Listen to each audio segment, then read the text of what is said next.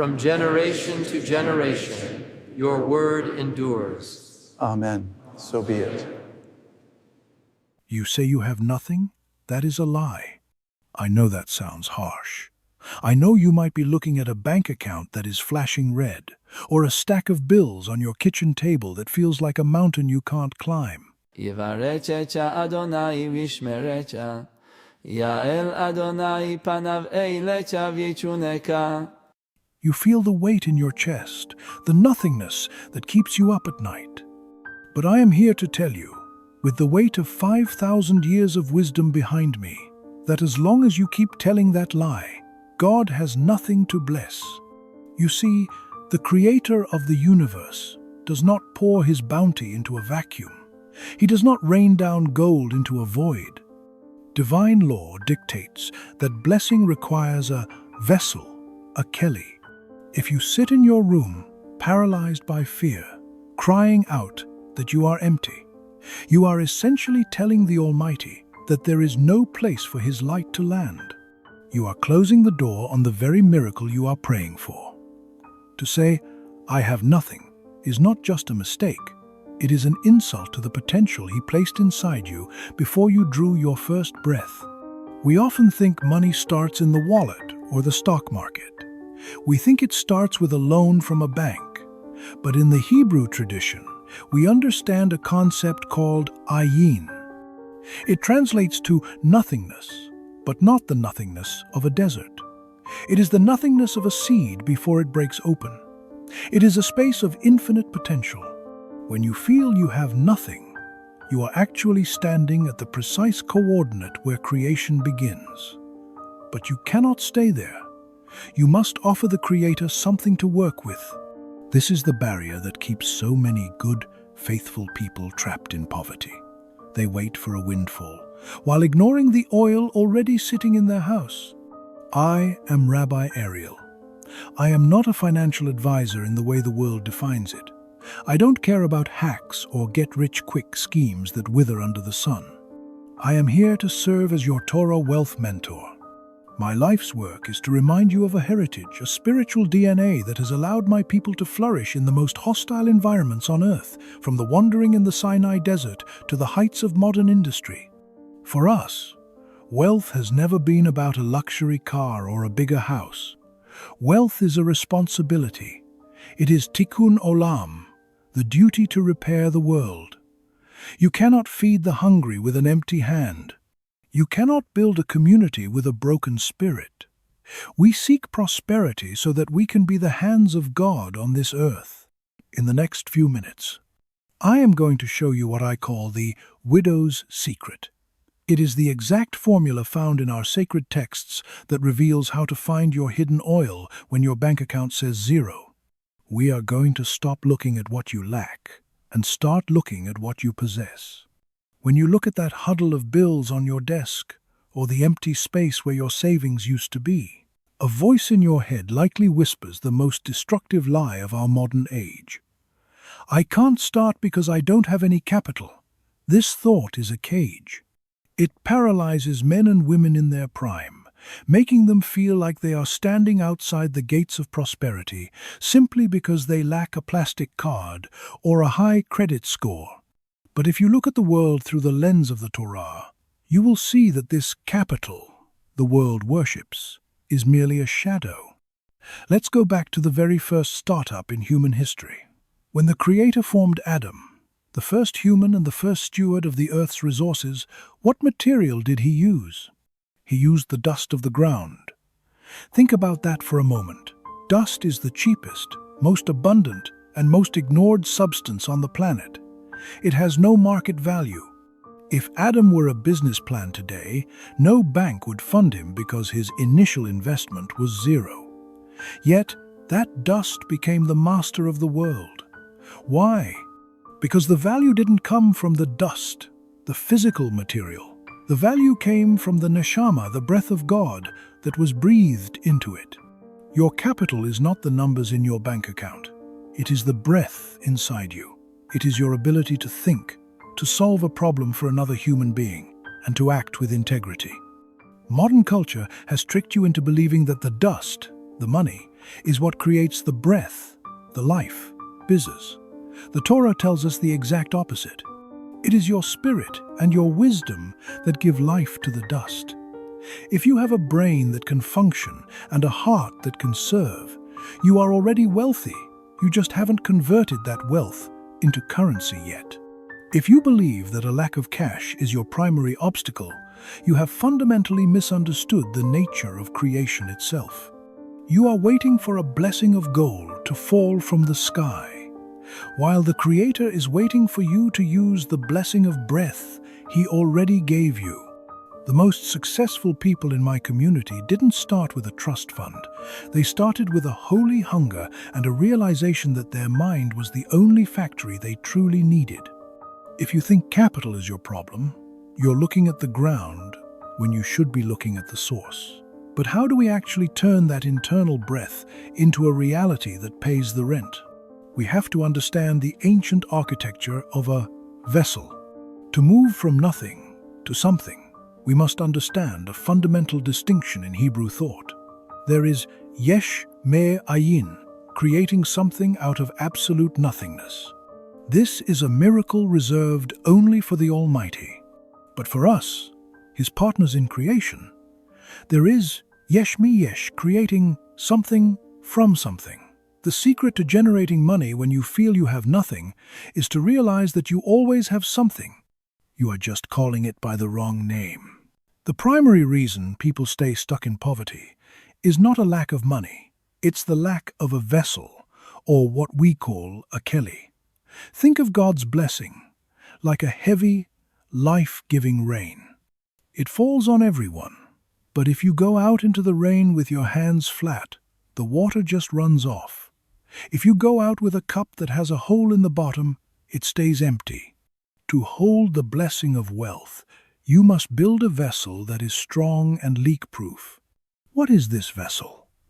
In the physical world, it is your discipline, your specialized skill, and your structure. You don't need money to build a vessel. You need chokmah wisdom. This is the only asset that no government can tax, no thief can steal, and no market crash can devalue. It is the invisible seed. When you sharpen a skill, whether it's the ability to fix a machine, the art of persuasion, or the discipline of organization, you are carving a vessel. The moment that vessel is ready, the rain of provision has a place to land. Tell me in the comments, what is the one skill or piece of knowledge you have right now that no one can take away from you? Let's recognize the wealth already inside this community. Many people tell me, Rabbi, I'm a hard worker, but the money never stays. That is a broken vessel. Perhaps the hole is a lack of character or an inability to manage small amounts. In the Torah, we see that wealth flows to where it is managed well, not just where it is wanted. Consider the logic of a master carpenter. He doesn't need to own the forest to make a living. He uses his skill, his vessel, to transform someone else's wood into a beautiful table. He uses other people's resources combined with his internal capital to create value. This is the Jewish secret to prosperity. We don't focus on owning the dust. We focus on mastering the craft that turns the dust into gold. When you stop obsessing over the lack of cash and start obsessing over the quality of your vessel, the universe shifts. You stop being a beggar and start being a channel. But to truly see how this works in the darkest of times, we must look at a woman who was truly at the end of her rope, yet found a fortune in a single jar. It is one thing to speak of vessels and ancient concepts, but it is another to see them breathe in the face of absolute ruin. I want you to imagine a woman whose name we don't even know history, simply remembers her as the widow. She is not a character in a dry history book. She is the mother staying up at 2 a.m., wondering how to protect her children, while the collectors are banging on the door. Her husband, a servant of God, had died, leaving her nothing but a legacy of debt. In those days, if you couldn't pay, the creditors took your children as slaves. Desperate, she runs to the prophet Elisha. She cries out, "I have nothing." And here is where the Torah turns human logic upside down. Elisha doesn't give her a bag of gold. He doesn't petition the king for a stimulus check. He looks at her and asks a question that seems almost cruel in its simplicity. "Tell me, what do you have in your house?" Her first instinct is the same as yours, she says. Your servant has nothing there at all. But then she remembers. She catches her breath and adds, "Except a small jar of olive oil." This is the pivot point of your entire financial life. The miracle didn't happen when Elisha waved a hand. It began the moment she stopped staring at the nothing and acknowledged the except. That small jar of oil represents your hidden asset. It might be a hobby you've ignored for 20 years, a way you have with people, or a specific piece of knowledge about a niche industry. You think it's too small to matter. You think, how can this tiny bit of oil pay off a mountain of debt? But Elisha gives her a strange command. Go around and ask all your neighbors for empty jars. Don't ask for just a few. This is the masterclass in leverage that modern entrepreneurs pay thousands to learn. The widow had the oil, the skill, the product, but she didn't have the empty vessels, the market, the demand. By borrowing jars from her neighbors, she was identifying the needs and the space in her community. She went home, shut the door, and began to pour. And the Torah tells us that the oil kept flowing as long as there was an empty vessel to receive it. It only stopped when she ran out of jars. The oil was always limitless in its potential, but it was limited by the number of vessels she was willing to collect. Your income isn't limited by God's bank account. It's limited by how many empty jars, how many problems you are willing to solve for other people you are prepared to fill. Now, I can hear some of you whispering to the screen, "Rabbi, that's a beautiful story for a woman with a jar of oil, but you don't understand my reality. I am not just at zero. I am at negative 50,000. I am in deep debt, and I don't have a craft or a skill that anyone would pay for. I'm just tired." I hear you, and I want to tell you that debt is not just a financial state. It is a spiritual condition. In the Torah, debt is often seen as a broken vessel. When you are in debt, your energy, your time, and your oil are leaking out to pay for your past instead of building your future. You feel like a slave because, as the Proverbs say, the borrower is slave to the lender. But let me challenge your second objection, that you have no skills. This is a misunderstanding of what a skill actually is. You are looking for a diploma on the wall, but I am looking at your life. A carpenter doesn't need to own the forest to be wealthy. He needs the gevurah, the strength and discipline to handle the wood. If you have the discipline to show up on time, the empathy to listen to a grieving neighbor, or the organizational mind to keep a chaotic household running, you have wood that can be carved into value. The greatest asset in the Jewish tradition isn't physical capital. It's intellectual and social capital. If you have no money, you must use other people's capital. This isn't about predatory loans, it's about service. If you have no money to start a business, you have your time. You can find someone who has a full vessel, but is too busy to manage it, and you can offer your empty vessel, your time and effort, to help them. By helping them grow, you earn the right to keep a portion of the oil for yourself.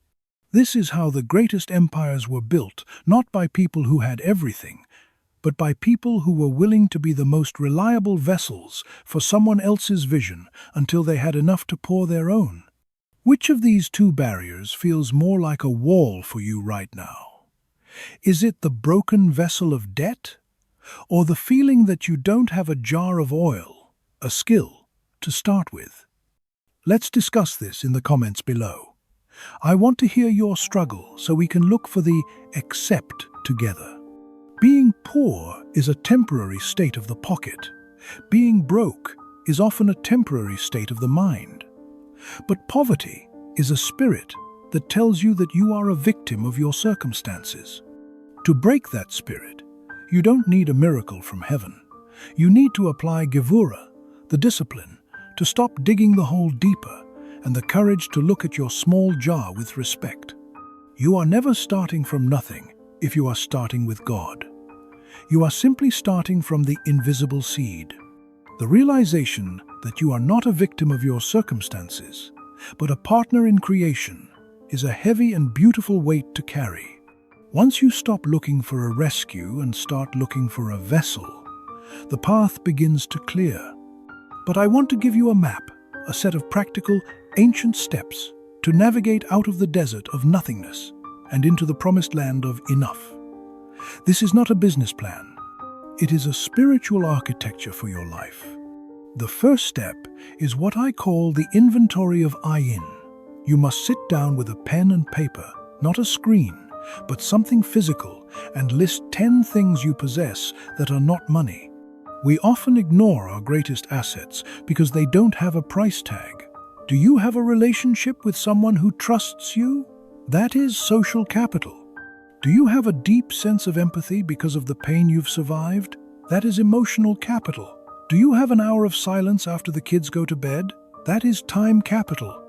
In the Hebrew tradition, these are the seeds from which the oil grows. Until you account for what you have, God has nothing to multiply. Once you know what is in your jar, you must begin borrowing empty vessels. In the story of the widow, she didn't just stay in her house. She went to her neighbors. This means looking at the world around you and asking, where is the void? Where is the empty jar that needs filling? If your neighbor is overwhelmed with work and their garden is overgrown, that is an empty vessel.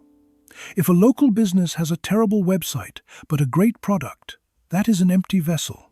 Your oil, your skill, however small, is meant to fill those gaps.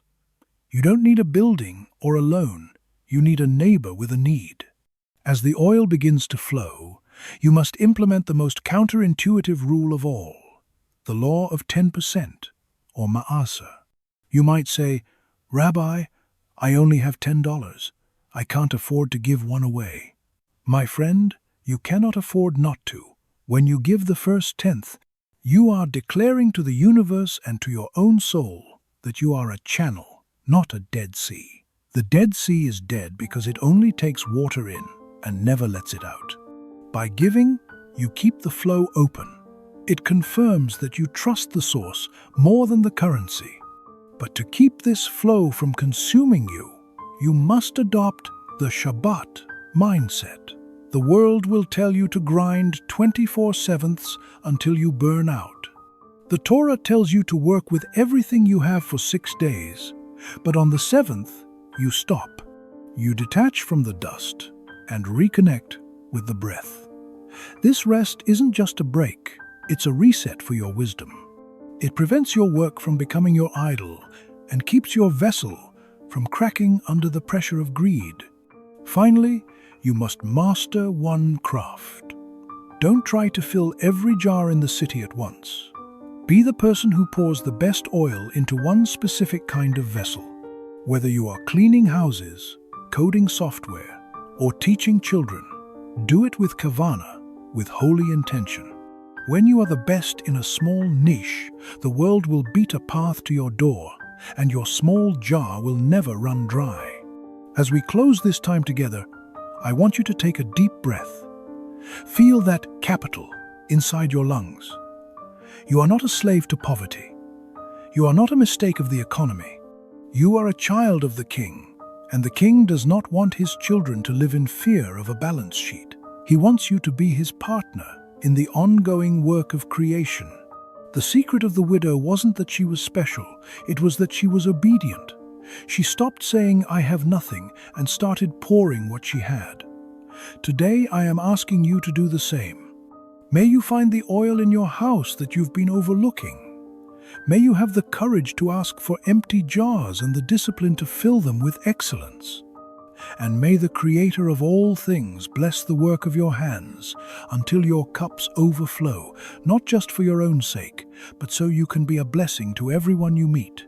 Type Amen if you are ready to stop looking at what you lack and start using what you have. Let this be your public declaration that the flow has begun. Thank you for walking this path of wisdom with me today.